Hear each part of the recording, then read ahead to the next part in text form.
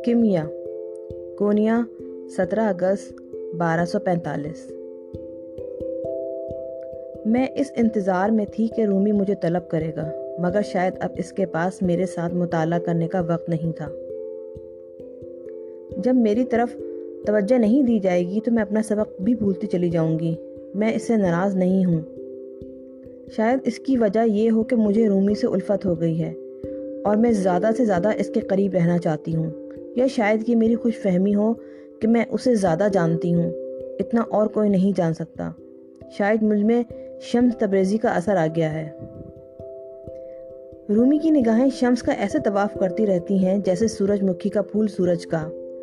उनकी मोहब्बत का आलम इतना ही शदीद और दिल पजीर है, उन दोनों के दरमियान दूरी का तसव्वुर भी नहीं किया जा सकता, और ना ही घर में उनकी मौजूदगी को कोई बर्दाश्त कर सकता है। अलाउद्दीन की मिसाल ले लीजिए। मैंने उसे कई बार शम्स को सख्त नफरत से घूरते हुए पाया है, यूं जैसे मौका मिलते ही उसे कत्ल कर देगा। कीरा का रवैया भी कुछ ऐसे ही है, लेकिन मैंने इससे कुछ भी नहीं पूछा और ना ही उसने बताया। हम सब बारूद के ढेर पर बैठे हुए हैं, मगर वो शख्स जिसका नाम शम्स तब्रेज़ी है हम लोगों के जज्बात से बिल्कुल बेखबर है, या फिर उसे कोई परवाह ही नहीं है। मुझे इस बात को सोचकर थोड़ी सी तकलीफ होती है कि शम्स ने आवारागर्द जिंदगी इख्तियार की और रूमी को हमसे जुदा कर दिया, मगर फिर भी मैंने इसको समझने की पूरी कोशिश की। इस तरह के मुतज़ाद ख्यालात में मैं उलझ कर रह गई थी, मगर आज मुझे खतरा है कि कहीं मैं भी ऐसी ही बातों में गर्क होकर ना रह जाऊं। शाम के वक्त मैंने कुरान शरीफ उठाया और मेरा इरादा था कि इसे अपने तौर पर पढ़ूंगी। माजी में रूमी और मैं इस बात का बड़ा ही ख्याल रखा करते थे कि इन्हें बिल्कुल तरतीब से पढ़ा जाए, लेकिन अब चूंकि मेरी रहनुमाई करने वाला कोई न था, लिहाजा मुझे बेतरतीबी से कुरान पढ़ने में कोई उलझन महसूस नहीं हुई। चुनाचे मैंने यूं ही पहली आयत पर उंगली रख दी जो मेरे सामने आई। ये सूरतुन निसा थी। इस आयत ने मुझे बेहद परेशान किया हुआ था। इसको बार बार पढ़ने के बाद मुझे अंदाजा हुआ कि मुझे किसी की मदद की ज़रूरत है। रूमी से पूछ लेने में कोई हरज नहीं था, लिहाजा मैं बेझिझक इसके कमरे में दाखिल हो गई। मगर मेरी हैरत की इंतहा ना रही जब मैंने देखा कि वहाँ रूमी नहीं बल्कि शम्स बैठा हुआ था। गुलाब की एक तस्बीह इसके हाथों में थी।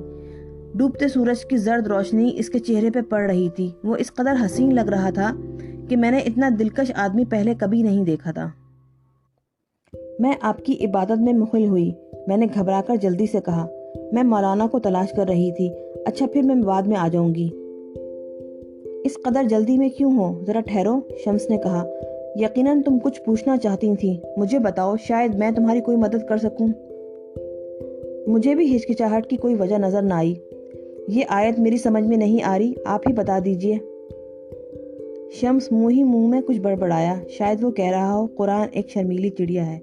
वो अपने आप को सिर्फ इन्हीं लोगों पर खोलता है जिनके बारे में उसे यकीन होता है कि ये वाकई मुखलिस है और दिल से कुरान पढ़ने का शौक रखता है।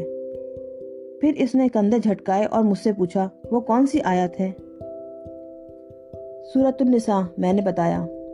बाज़ आयतों में बताया गया है कि मर्दों को औरतों पर फौकियत दी गई है, बल्कि यहाँ तक कहा गया है कि शौहर अपनी बीवियों को मार भी सकते हैं। क्या वाकई ऐसा ही लिखा हुआ है? शम्स ने ऐसे हैरान लहजे में पूछा कि मैं शर्मिंदा सी हो गई। 1 मिनट की खामोशी के बाद इसके चेहरे पे मुस्कुराहट नमूदार हुई और जुबानी वो आयत पढ़ने लगा।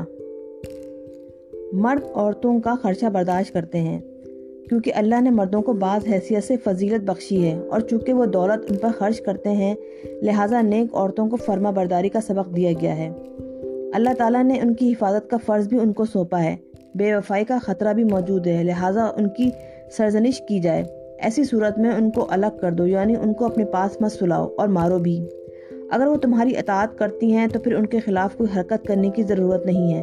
बेशक अल्लाह ताला बड़ा ही अजीम है। ये इक़्तिबास ख़त्म करके शम्स ने आंखें बंद कर लीं और इन्हीं आयतों का विर्द करने लगा। इस दफ़ा उसने मज़ीद तशरीह यूं की, मर्द औरतों के साथी हैं और खुदा ने उनको एक दूसरे का साथी बनाया है। अल्लाह ताला ने जो दौलत उनको अता की है, इसमें वो दोनों हिस्सेदार हैं। लिहाजा सालेह और पाक दामन औरतें अल्लाह ताला की अमान में हैं और अल्लाह ही उनको नेकी अता करता है। जब तुम ये देख लो कि औरत तुमसे बेजार है اس کے ساتھ خوش خلقی اور شیریں انداز میں بات کرو اور پھر ان کا بستر الگ کر دو اور ان کو پریشان مت کرو۔ جب وہ اپنی رضامندی سے تمہارے پاس آنا چاہیں تو اپنا بستر فراخ کر دو اور لڑائی جھگڑے کی کوئی بات نہ کرو، بے شک عظمت اور بلندی اسی میں ہے۔ ان دونوں مطلب اور تشریح میں کیا تم نے کوئی فرق محسوس کیا ہے؟ شمس نے پوچھا۔ ہاں میں سمجھ گئی، میں نے کہا، دونوں کی ساخت بالکل الگ ہے۔ پہلا مطلب یہ بتاتا ہے کہ شادی شدہ مرد اپنی بیوی کو مارنے پیٹنے کا حق رکھتا ہے، جبکہ دوسری تشریح میں مشورہ دیا گیا ہے کہ اگر نبھا ناممکن ہے تو دوستانہ انداز میں الگ ہو جاؤ۔ میرے خیال میں ان دونوں باتوں میں ایک واضح فرق موجود ہے۔ اب آپ بتائیں۔ اب میں کیا بتاؤں؟ شمس نے ان الفاظ کو بار بار دہرایا جیسے کہ میرے سوال کا لطف اٹھا رہا ہو۔ ایک بات بتاؤ کمیا، کیا تم نے کبھی دریا میں تیراکی کی ہے؟ مجھے بچپن کا ایک واقعہ یاد آ گیا اور میں نے اس بات میں گردن ہلا دی۔ ایک چشمے کا ٹھنڈا اور یخ پانی میری رگوں میں دوڑ گیا۔ میں نے اپنا منہ دوسری طرف پھیر لیا۔ میں نہیں چاہتی تھی کہ شمس کی نظروں میں میرا خوف زدہ چہرہ نظر آئے۔ جب تم دور سے دریا کو دیکھتی ہو تو تم سمجھتی ہو کہ یہ صرف ایک چادر ہے، مگر جب تم پانی میں داخل ہو جاتی ہو تو تب تمہیں پتہ چلتا ہے کہ صرف ایک نہیں بلکہ کئی دریا ہیں۔ ایک دریا میں کئی موجیں اور لہریں ہوتی ہیں، اس میں مناسب اجزاء کی ہم آہنگی ہوتی ہے، اس کے باوجود سب کے سب علیحدہ علیحدہ رنگ اور انداز کے ہوتے ہیں۔ یہ باتیں کرتے کرتے شمس تبریزی آگے بڑھا اور میری ٹھوڑی اپنی 2 انگلیوں کے درمیان پکڑتے ہوئے کہنے لگا۔ میرا دل اچھل کر حلق میں آ گیا اور میں سانس لینا بھول گئی۔ قرآن بھی ایسا ہی ایک پرجوش اور جھکورا دریا ہے۔ وہ لوگ جو دور سے اس دریا کا نظارہ کرتے ہیں وہ بس سرسری طور پر آگے بڑھ جاتے ہیں، مگر جو دریا میں اترتے ہیں، ان کے اندر غوطہ لگاتے ہیں، وہی کامیاب رہتے ہیں اور 4 مختلف لہروں کا سامنا کرتے ہیں۔ جیسے کہ مختلف مچھلیاں وہ دیکھ رہے ہیں، بعض مچھلیاں سطح پر تیرتی ہیں جبکہ باقی مچھلیاں اندر کی لہروں میں پوشیدہ ہوتی ہیں اور انہیں پکڑنا بچوں کا کھیل نہیں۔ شاید میں مکمل طور پر سمجھ نہ پائی، میں نے کہا۔ وہ لوگ جو سطح آب پر تیرنا پسند کرتے ہیں وہ قرآن کے لفظی معنوں پر ہی قناعت کر لیتے ہیں۔ زیادہ تر لوگ ایسے ہی ہوتے ہیں، وہ آیت کے ادبی معنوں پر مطمئن ہو جاتے ہیں۔ یہی لوگ جب سورۃ النساء کو پڑھتے ہیں تو بس یہی معنی ان کے ذہنوں میں آتا ہے کہ مرد کو بڑا درجہ دے دیا گیا ہے اور بس اسی معنی کو وہ دل میں بٹھا لیتے ہیں۔ شمس نے کہا۔ اور دوسری لہر کیا کہتی ہے؟ میں نے پوچھا۔ شمس نے ایک ٹھنڈی سانس بھری۔ میں اس کے چہرے کو غور سے دیکھ رہی تھی جس کے اندر ایک خفیہ اور سنہری باغ لہرا رہا تھا۔ اس کے بعد 3 لہریں اور بھی ہیں۔ دوسری لہر پہلی سے زیادہ گہری ہے، مگر اب بھی وہ سطح سے زیادہ دور نہیں ہے۔ جتنا زیادہ تمہارا دماغ روشن ہوگا تم قرآن کی حقیقت کو زیادہ سے زیادہ سمجھنے لگو گی، مگر اس کے لیے تمہیں انتہائی گہرائی تک غوطہ لگانا پڑے گا۔ ان کی باتیں سن کر مجھے ایسا لگ رہا تھا گویا میں بیک وقت خالی بھی ہو رہی ہوں اور میرے دماغ میں کچھ بھرتا بھی جا رہا ہے۔ گہرائی تک غوطہ میں جانے سے کیا حاصل ہوگا؟ میں نے بے حد دلچسپی سے پوچھا۔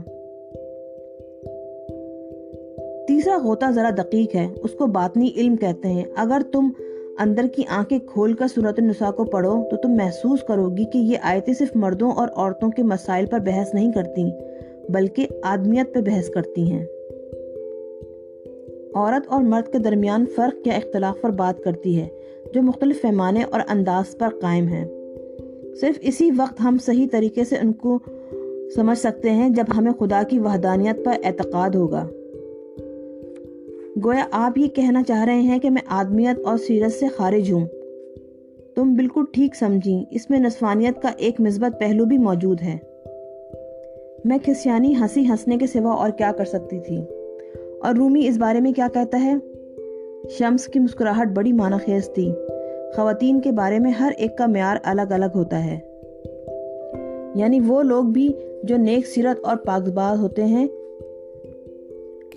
میں ایسے ہی خاص اشخاص کے بارے میں کہہ رہا ہوں۔ شمس نے اپنے الفاظ کی اہمیت کو کم کرتے ہوئے سرگوشی کے انداز میں کہا۔ میں کھلکھلا کر ہنس پڑی جیسے کوئی چھوٹی معصوم بچی ہنستی ہے۔ یہ بات اس کا اظہار تھی کہ میں شمس کو دوست بنانا چاہتی ہوں۔ وہ ایک عجیب و غریب آدمی تھا۔ اس کی آواز اور انداز میں غضب کی چاشنی تھی۔ اس کی نگاہوں میں ایک مقناطیسی کشش تھی اور اس کے ہاتھ نرم اور لچکدار تھے۔ میں احتجاج کرنا چاہتی تھی مگر کیوں، یہ میں نہ سمجھ پائی۔ شمس نے اپنے ہاتھ میرے کندھوں پہ رکھے۔ اب اس کی آنکھوں میں ایک ڈرامائی کیفیت پیدا ہو چلی تھی اور پھر ایک جھٹکے سے اس نے اپنے ہاتھ ہٹا لیے۔ اب تم جاؤ، شمس منمنایا۔ میں دھیرے دھیرے کمرے سے باہر نکل آئی۔ میرا سر گھوم رہا تھا اور میری پیاس بڑھتی چلی جا رہی تھی۔ میں سیدھی اپنے کمرے میں چلی گئی اور پیٹھ کے بل چٹائی پر لیٹ گئی۔ میری نگاہیں چھت پر جمی ہوئی تھیں۔ میں اس سوچ میں غرق تھی کہ میں نے شمس سے چوتھی منزل کے بارے میں کیوں نہیں پوچھا، جو کہ آخری منزل تھی۔ اس منزل میں کیا راز پنہا ہے اور اس کی گہرائی میں جا کر انسان کون کون سے راز سے آشنا ہو جائے گا، اور ان لوگوں کو کیا ملا جو غوطہ لگا کر آخری منزل تک پہنچے۔